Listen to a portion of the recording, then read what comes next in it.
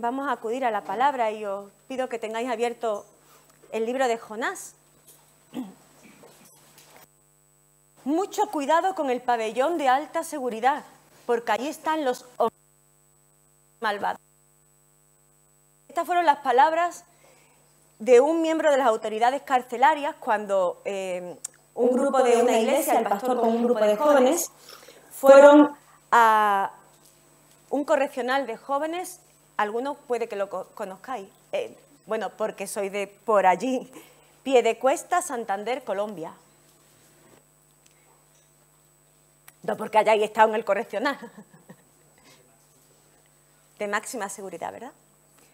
Pues eso es lo que le dijo esta autoridad carcelaria a este grupo, al pastor con el grupo de jóvenes que iba.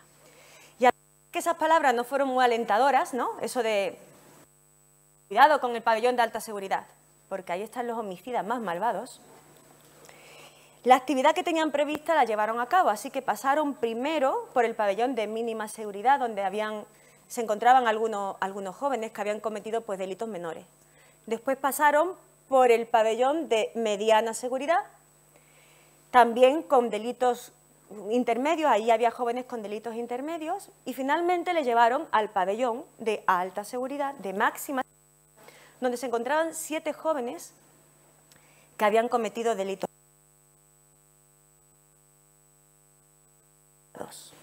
de todo el correccional. Así que el grupo entró con un poquito de temor. De hecho, no pudieron entrar todos, los menores de edad se tuvieron que quedar fuera, tuvieron que cambiar el programa que llevaban, no podían hacer el teatro que llevaban. Total, que al final lo único, y digo único, un poco entrecomillado, lo único que pudieron hacer fue dedicar la mayor parte del tiempo a compartir la palabra de Dios con este grupo de malvados homicidas. La cuestión es que contra todos los pronósticos, estos 7 jóvenes fueron los que mejor respondieron a la palabra de Dios. Y cuando el grupo rememora esa actividad, lo que queda en su memoria, lo que quedó, es ver cómo esos 7 malvados reconocieron con lágrimas en sus ojos no solo los pecados que habían cometido, sino la necesidad que tenían de Dios en su vida. Los que mejor respondieron al mensaje fueron estos 7 peligrosos homicidas.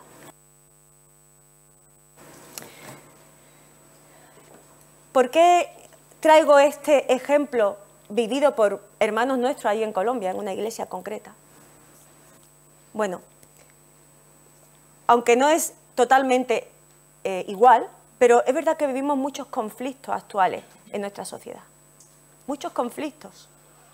A lo mejor son conflictos que no nos llevan a cometer delitos, a delinquir y no nos llevan a las cárceles ni a los correccionales. Pero vivimos conflictos desde los más íntimos en las familias que causan daños, hasta los más amplios y a otros niveles que provocan hasta guerra entre países. ¿No lo estamos viendo? Y en medio de todo eso, en medio de todos esos conflictos, sean conflictos pequeños, y digo pequeños por llamarlo de alguna manera, pequeños en casa, en mi casa, en tu casa, en tu familia, o conflictos en nuestra nación o con otros países, siempre los conflictos dejan un reguero de personas dañadas y de personas que dañan. Las víctimas y los que causan daño.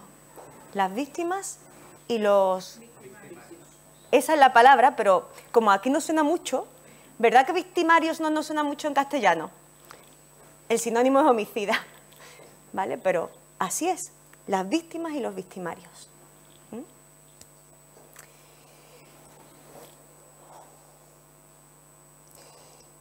Igual que en aquel correccional, la palabra de Dios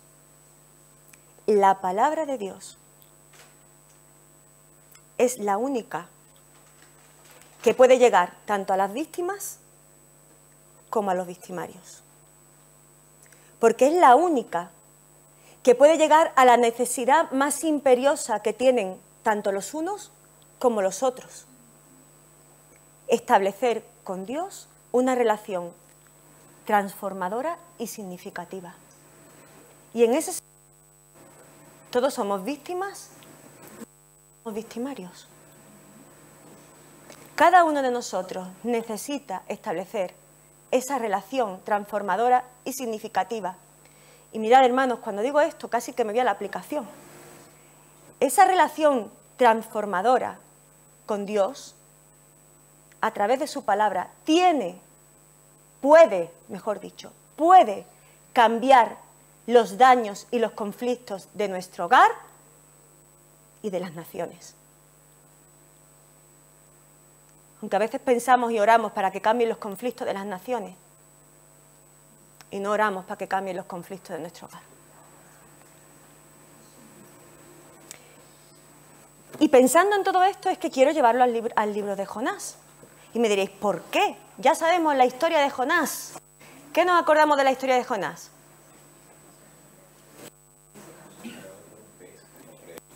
Eso es predicar y un pez. Casi que se nos queda eso, ¿no? Y que sale corriendo. Predicar y un pez y que sale corriendo. Quiero reflexionar sobre esta historia y justo en el capítulo 3. Porque es donde se narra la respuesta adecuada a la palabra de Dios. Hemos visto que en aquel correccional la respuesta que dieron aquellos 7 jóvenes homicidas, malvados, fue la respuesta adecuada, una respuesta de arrepentimiento ante la palabra. Y aquí, en el capítulo 3, vemos la respuesta adecuada a la palabra de Dios de uno de los homicidas más malvados mencionados en la Escritura, Nínive. Porque cuando pensamos en la historia de Jonás, no caemos en la cuenta de que Nínive, tanto los ciudadanos como el rey, como esa civilización, era aniquiladora, era salvaje, era homicida. Y hay 3 aspectos importantes que muestran la adecuada reacción que tuvo Nínive. Y lo vamos a ver rápidamente en esta mañana. La adecuada ante la palabra de Dios fue la prontitud de la respuesta que tuvieron los ninivitas. El otro aspecto importante fue la humildad y la palabra que se dio. Y el tercer aspecto fue que el conocimiento de Dios que tuvieron se reflejó en sus acciones. Vamos a leer Jonás capítulo 3. Mirad, dice así la palabra del Señor. Yahvé se dirigió por segunda vez a Jonás y le dijo: levántate y ve a Nínive, aquella gran ciudad, y proclama en ella el mensaje que yo te diré. Jonás se levantó y fue a Nínive conforme a la palabra de Yahvé. Nínive era una ciudad tan grande, tanto que eran necesarios 3 días para recorrerla. Comenzó Jonás a adentrarse en la ciudad y caminó todo un día predicando y diciendo: dentro de 40 días Nínive será destruida. Los hombres de Nínive creyeron a Dios, proclamaron ayuno y desde el mayor hasta el más pequeño se vistieron con ropas ásperas. Cuando la noticia llegó al rey de Nínive, éste se levantó de su silla, se despojó de su vestido, se cubrió con ropas ásperas y se sentó sobre ceniza. Luego hizo anunciar en Nínive, por mandato del rey y de sus grandes, una proclama que decía: hombres y animales, bueyes y ovejas, no prueben cosa alguna, no se les dé alimento ni beban agua, sino cúbranse hombres y animales con ropas ásperas y clamen a Dios con fuerza, que cada uno se convierta de su mal camino y de la violencia que hay en sus manos. Quizá Dios se detenga y se arrepienta, se calme el ardor de su ira y no perezcamos. Vio Dios lo que hicieron, que se convirtieron de su mal camino y se arrepintió del mal que había anunciado hacerles y no lo hizo. Si leemos el capítulo 1 y el capítulo de Jonás, lo que queda claro es que Nínive era un homicida malvado. a tal punto que lo que Dios hace es encomendarle a Jonás que declare palabras de juicio. Si vosotros veis los capítulos 1 y 2 que narran la huida de Jonás ante la comisión que Dios le hace, y después se narra el decreto del rey, en el 3.8 hemos leído, que dice el propio rey de Nínive dice que era una ciudad violenta, que dejen de hacer las cosas que estaban haciendo de manera violenta. Estos habitantes de Nínive eran conocidos por su manera tan malvada de someter a los pueblos. Hay dos autores, Shokel y Sicré, que afirman, mirad, os lo leo literalmente: Nínive, capital del imperio asirio a partir de Sennacherib, había quedado en la conciencia de Israel como símbolo del imperialismo, de la más cruel agresividad contra el pueblo de Dios. Eso es lo que los hebreos tenían en su mente cuando escuchaban Nínive. ¿Qué representaba entonces Nínive a los ojos de Jonás? Pues mira, tanto en la historia como en la arqueología, en los anales asirios, incluso en la propia Biblia, nos dicen lo que fueron Nínive y sus reyes. En el Museo Británico de Londres está lleno de estelas y de bajorrelieves que inmortalizan a los reyes de los asirios como grandes cazadores, guerreros intrépidos, constructores de palacios y de imperios.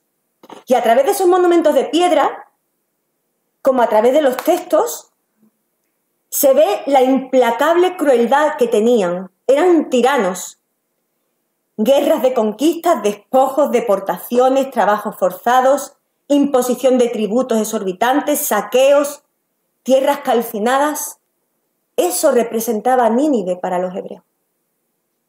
Así que cuando vemos que las evidencias que existen dejan claro que era un pueblo violento y malvado, entendemos por qué, también Segundo de Reyes lo recoge, también lo recoge Isaías, también el libro de Nahum.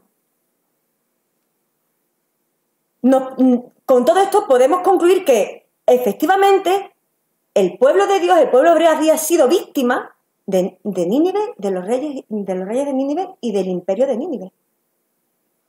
Así que podemos pensar que esa era la razón principal por la que Jonás, cuando recibe el mandato de Dios, huye de la presencia de Dios, rumbo a Tarsis. Recibe su comisión del Señor de ir a Nínive y él se va en dirección contraria.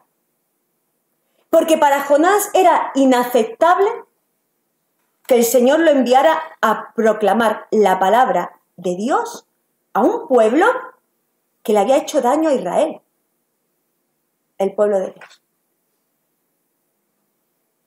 Así que Jonás no era tan malo, era muy humano, casi como nosotros, ¿verdad? Que nos digan que le digamos a la persona que nos haya dañado a nosotros o haya dañado a alguno de nuestros familiares, que le digamos que Dios va a tener misericordia de él. De entrada no nos hace mucha gracia. ¿Verdad que no? Sí, que nosotros no. Nosotros, si alguien le hace daño a los nuestros, casi que lo mata, no nos pasa estas cosas como a Jonás. Así que Jonás, capítulo 3,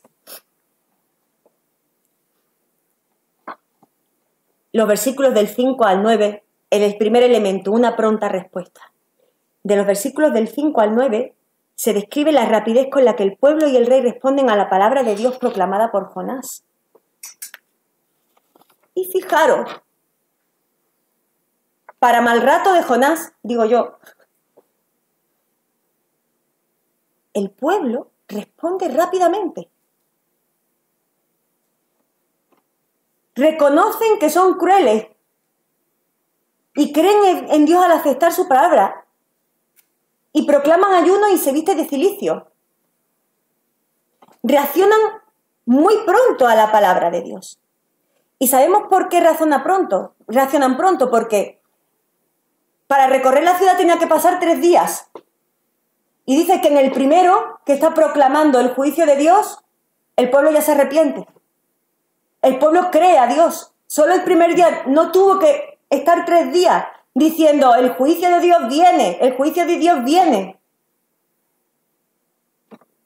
Solo tuvo que predicar un día para que Nínive reaccionara, aunque tenían un plazo de 40, hemos leído. Pero en el primer día reacciona Nínive. Y también lo vemos reflejado, esta pronta respuesta, en la actitud del rey. Mira, el versículo 6 dice, se levantó de su silla, de su trono, se despojó de su manto, se cubrió de cilicio, se sentó sobre ceniza. La acumulación de esos verbos seguidos nos demuestran generalmente movimiento rápido y acción. Se levantó, se despojó, se cubrió, se sentó. El rey actuó con rapidez ante ese mensaje de la palabra. Así que, llegado a este punto, que el pueblo reacciona rápido, que el rey reacciona rápido ante la palabra de juicio, no nos queda por más remedio que contrastarlo con la respuesta de Jonás. Jonás a la palabra de Dios no respondió con prontitud. Salió huyendo, ya sabemos que tenía razones, pero salió huyendo. Y todo eso desencadenó un proceso de huida en los capítulos 1 y 2. Y al principio del capítulo 3 hemos leído, se dirigió Yahvé a Jonás por segunda vez. Es decir, que se había dirigido ya una vez. Le había dicho, ve a Nínive. Así que una segunda vez, porque no había ido, porque no había hecho caso a la palabra de Dios. El profeta se había mostrado renuente, y yo diría que hasta un poco rebelde, ¿no? Porque se fue en dirección contraria.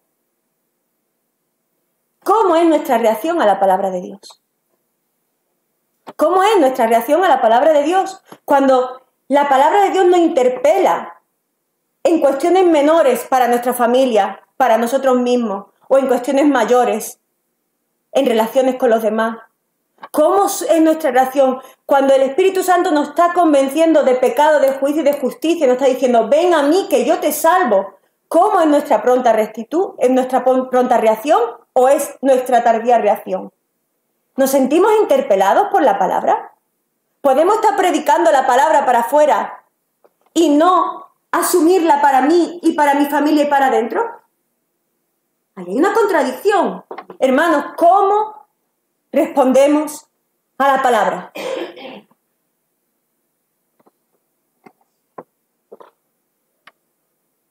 El segundo elemento, una respuesta con humildad y arrepentimiento, porque podemos pensar, sí, pero claro, si le estaban diciendo que iban a ser destruidos, pues respondieron pronto. No había nada por dentro, solamente era de fachada para afuera, los ninivitas. Mirad, no solo se evidencia la prontitud con la que el pueblo y el rey responden a esa palabra, sino también la humildad y el arrepentimiento con que lo hacen. El versículo 5 dice que la ciudad iba a ser arrasada. O sea, el 4 lo dice. Y dice el 5 que los hombres de Nínive creyeron a Dios y hubo una reacción externa también, de esa reacción interna. Proclamaron silicio, proclamaron ayuno. Hubo una acción externa que estaba demostrando lo que estaba pasando por dentro. Mirad, el verbo que se traduce como arrasada, nepaket, cuando se refiere a Nínive, aquí, significa más bien trastornado, cambiado de arriba abajo. Es decir, lo que le estaba diciendo el mensaje de Dios a los ninivitas era, dentro de 40 días Nínive va a ser trastornada, cambiada de arriba abajo, destruida del todo. O sea, ¡guau! La vuelta se le va a dar. ¿Sabéis cuándo se usa ese verbo? Solamente en 2 ocasiones y para referirse a lo mismo en el Antiguo Testamento. Para referirse a la destrucción de Sodoma y Gomorra. Así que cuando Jonás lo está diciendo, los ninivitas saben que se está refiriendo a Sodoma y Gomorra. Hay una intención ante esta palabra de juicio. Que ocurriera con Nínive lo mismo que con Sodoma y Gomorra. Eso es lo que quería Jonás. esta gente rebelde que hace daño al pueblo de Dios, vais a ser destruidos como Sodoma y Gomorra. Jolín, que no se me sale. Vais a ser destruidos como ellos. Y la reacción de los ninivitas es ayuno y vestirse de cilicio, luto. Estos actos estaban expresando esa humildad y duelo con la que el pueblo responde a la palabra de Dios. Vestirse de cilicio era la manifestación externa de luto. Los ninivitas creyeron merecer el castigo. Y ahora vamos a ver por qué. Creyeron merecerlo, pero también creían que era posible evitarlo. Porque para eso se había dado un plazo de 40 días. ¿Sabéis qué hacen los ninivitas? ¿Una evacuación y se van? ¿Acuden a sus ídolos? Asumen su responsabilidad y se visten de cilicio. Y no solamente ellos, sino el propio rey hace lo mismo. Un rey que se levanta de su trono para arrepentirse y humillarse, para que el pueblo también lo vea. Se pone a la altura del pueblo, se sale de su trono, lo que le daba lugar de prestigio, de autoridad, y se baja del trono. Se quita el manto, lo que le decía a los demás que era de otra clase, y se lo quita y se viste de cilicio igual que el pueblo, y se sienta en el suelo, encima de la ceniza, igual que el pueblo, como señal de duelo y arrepentimiento. El rey da ejemplo y le muestra al pueblo la necesidad de arrepentimiento. Y les dice el rey, hemos leído, volverse de su mal camino. A ver si soy capaz de encontrarlo. En el 8, que cada uno se convierta de su mal camino y de la violencia de sus manos. El texto no está describiendo un rey que se humilla y que le dice a los ninivitas, es necesario que nos volvamos de nuestro mal camino. Y yo me preguntaba, ¿también necesitamos nosotros volvernos de nuestro mal camino? ¿O es que nosotros nos vamos por mal camino? Hay una cosa que siempre me pasa a mí que me pregunto, y ya vamos a ir terminando, me pregunto, ¿de qué tenemos que salvarnos? Hay gente que te dice, ¿y yo de qué me tengo que salvar? ¿Necesitas la salvación del Señor? ¿Y yo de qué me tengo que salvar? Si yo soy buena, no me meto con nadie, soy muy trabajadora, pago mis impuestos, etc, etc. ¿De qué me tengo que salvar? No soy violenta, no soy un homicida malvado. ¿De qué me tengo que salvar? El mal camino consiste en darle la espalda al Señor, en no contar con Dios para tu vida, en no reconciliarte, en no darle la oportunidad de que te transforme, en no dedicar tu vida al Señor. Eso es volvernos de nuestro mal camino. Jonás, el profeta, estaba por mal camino y era un profeta del Señor.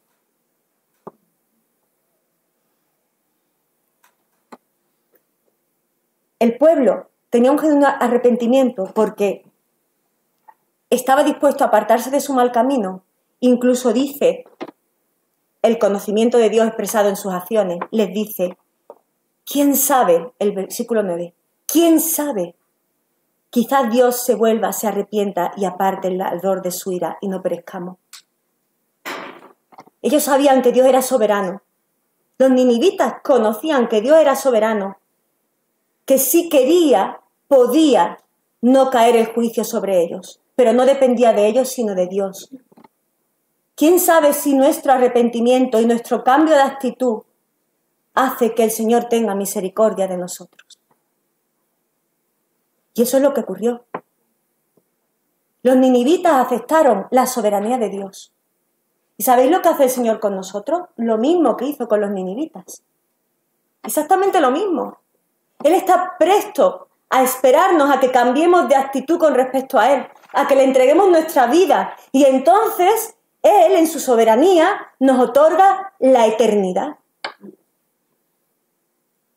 Que hasta este momento, antes de no arrepentirnos y no entregar nuestra vida al Señor, nuestra eternidad está prevista, separada para siempre de su presencia. Pero cuando entregamos nuestra vida por su misericordia y se la entregamos a Él y lo aceptamos como Señor y Salvador y reconocemos nuestro mal camino, Él nos da la eternidad para siempre, la salvación. Somos iguales que los ninivitas. Jonás era quien no quería aceptar la soberanía de Dios. ¿Cómo Dios iba a otorgarle a los ninivitas lo mismo que le otorgaba al pueblo de Israel? ¿Cómo Dios iba a tratar a los ninivitas de la misma manera que trataba al pueblo de Israel? Pues así es nuestro Dios. Nos mide con el mismo rasero. La maldad es maldad. No tiene grado para Dios. El mal camino es mal camino. No hay niveles distintos, ni media seguridad, ni baja seguridad, ni máxima seguridad. La maldad con tu familia, para Dios es igual que la maldad de un homicida como Nínive. Y Dios quiere cambiarnos. En primer lugar quiere cambiarnos si tú has entregado tu vida al Señor, que la entregues, que se la des. ¿Estás dispuesto a eso? ¿Estás dispuesta? ¿Quieres entregar tu vida al Señor y decir, desde este momento yo quiero seguir al Señor? No sé lo que me espera, pero sé que me espera bueno. Si quieres hacerlo, hazlo. Aunque sea ahí, donde estás sentado, donde estás sentada. Y entrégale tu vida al Señor. Y si hay cosas y conflictos en tu familia, y quieres que el Señor también transforme eso, entrégale también ese conflicto al Señor. Y deja que Él sea soberano y diga cómo tiene que conducirse las cosas en tu casa.